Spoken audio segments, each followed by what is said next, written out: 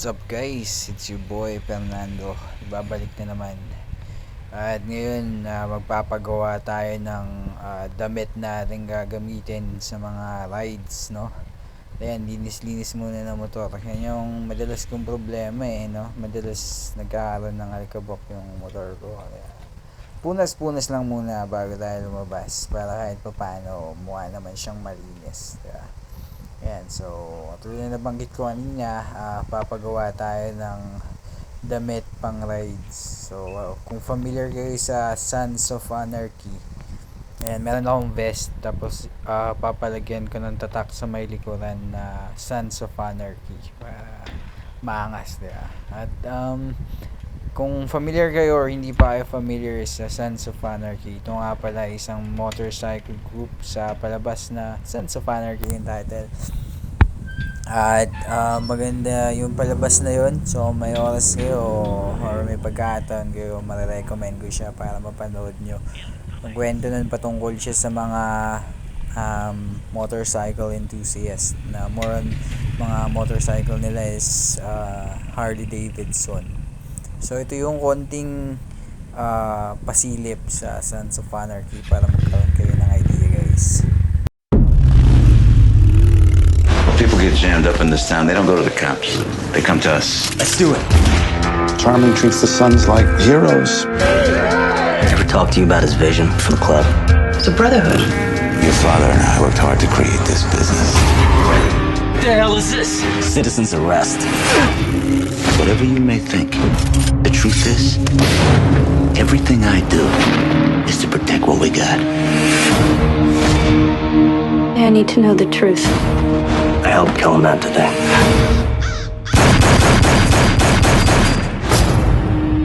This old man wrote it all down. What we started was a good thing, for a good reason. John is speaking to him from the goddamn grave. What we've become is a different thing. I've seen things different. I don't trust him. People have already been hurt on my watch, and that ain't gonna happen again. Now I'm asking you, brother to brother, just tell me the truth. You just crossed the line. Not yet. This'll never last. You're a criminal and you're done selling guns. Nobody threatens Sam Crow. This is Bloody Sunday, brother. I gotta do this. They're gonna bury us.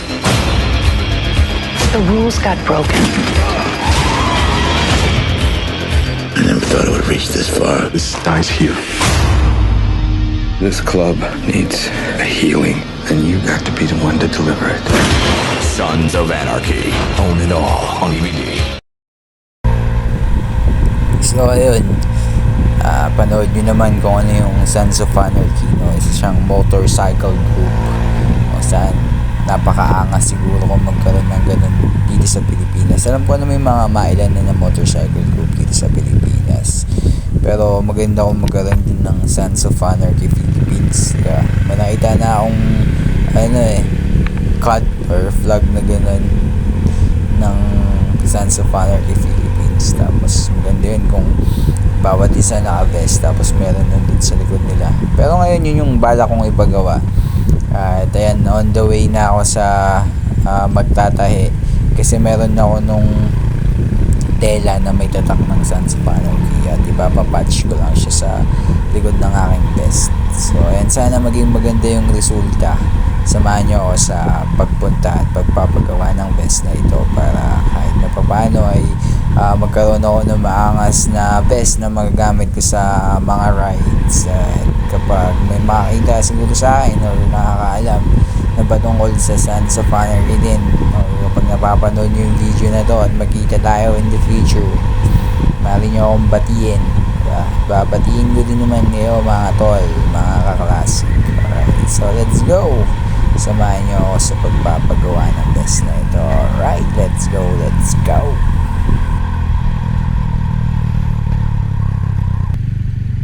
And malapit na tayo sa pagpapatahian ko, guys, no? So tingnan natin kung andun ba yung magtatahi ng aking vest at magpapatch ng logo ng Sons of Anarchy. So dito lang pala yan sa Deca Clark, Pampanga.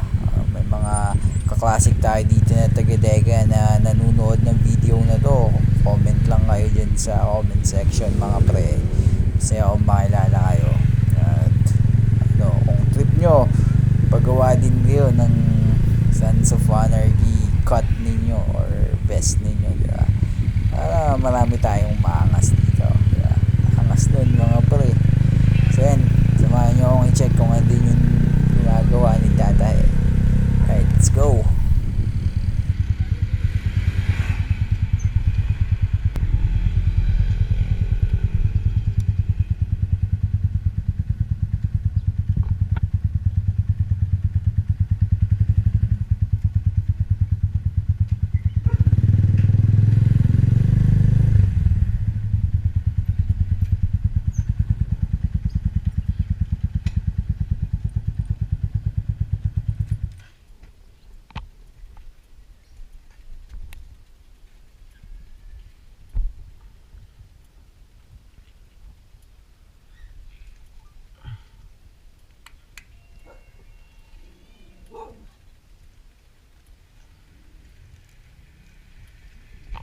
Papatahi po.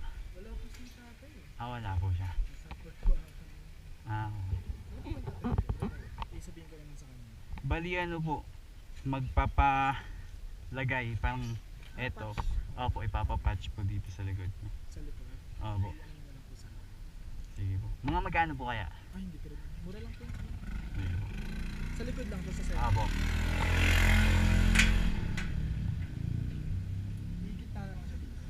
Ano po? Gigitna na lang siya dito. Opo. Ano pong pangalan nito? Fernando. Sige po, salamat.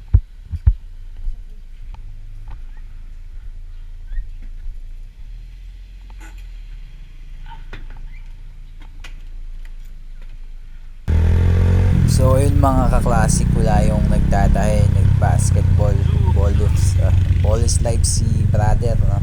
And so babalikan na lang natin yung iniwan nating pinatahe at tingnan natin kung ano yung magiging resulta na ito sa pagbabalik. So ayan, pauwi na ako at sa mga susunod na araw balikan natin. Hindi ko kasi alam, walang magagawa, wala yung nagtatahe. So try natin balikan sa mga susunod na araw para ma-check kung okay na ba siya.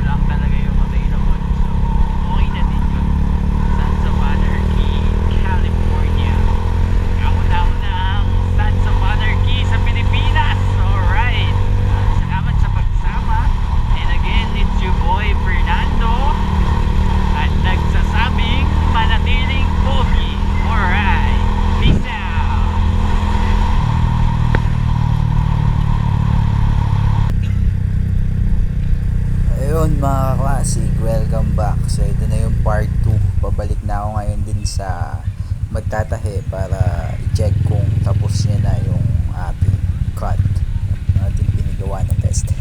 So bumalik ako nung isang araw, kaso hindi yata sinabi nung lalaki na naabutan natin dun eh, kasi hindi pa gawa, hindi niya pa alam yung gagawin niya. So sabi niya balik na lang ulit ako. So pangatlong beses na balik ko na to, and sana tapos na talaga kasi gusto ko na makita, gusto ko na magamit yung aking cut, no, yung vest, para syempre maangas tayo pag rides.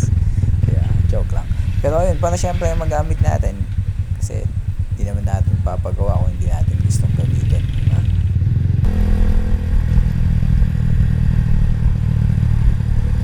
And sobrang angas lang din isipin na magkaroon ka ng motorcycle group dito sa kung saan mang lugar, no, or kung sa mga nanonood ngayon, kung taga-san man kayo mga kaklase, kung meron kayong motorcycle group, sobrang angas. Gusto ko din magkaroon ng ganyan. So kung may mga nanonood man dito na taga dito lang din sa Pampanga, by the way, taga dito lang ako sa Sapang Bato, Zambales, Pampanga. No? So kung may mga nanonood man dyan, mga ka-classic na taga dito sa Pampanga and interested kayo na gumawa tayo ng ating motorcycle group para magkaroon tayo ng ride, stamp bike, ride for a cause, mga ganyan, di ba? Angas nun. Comment na kayo dyan sa baba and then gawa tayo ng group, di ba? And then daming pwedeng puntahan kasi lakas tikas na motor natin, CR152. Subok ko na sa mga long rides, so pwede nating magamit yung motor talaga natin, mga ka-classic, no? Mga ka-CR152 sa long ride. So ayun, comment na kayo dyan sa baba para mapag-usapan natin yan, magawa natin ng paraan, makagawa tayo ng motorcycle. Kahit hindi man Sons of Anarchy yung pangalan natin, depende sa inyo. Ayan, dito na ulit tayo mga classic. Kita na natin kung tapos na siya. Let's go!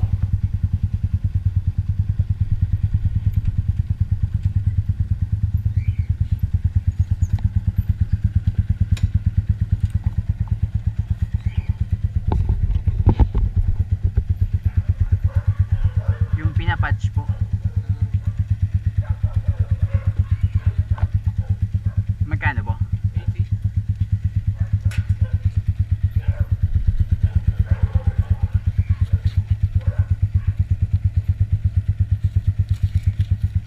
Ito po.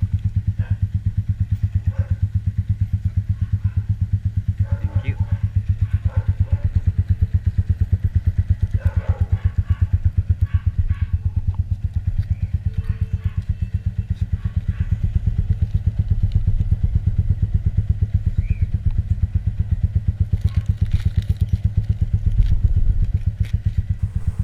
Ito na siya mga ka-classic, no? Alright, Sons of Anarchy, kaso California wala pang Philippines.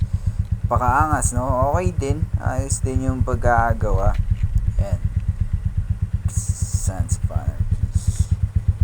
Ayan, so gagamitin ko na siya kasi wala naman akong paglalagyan yan, wala pa ako sa saddlebag. Gamitin ko muna siya at ayan.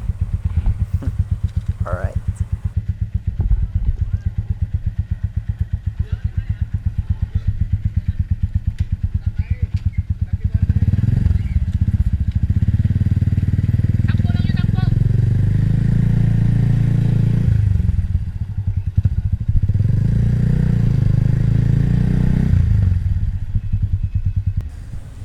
So pagkatapos kong makuha, nagutom ako. So ang ending, karinderya.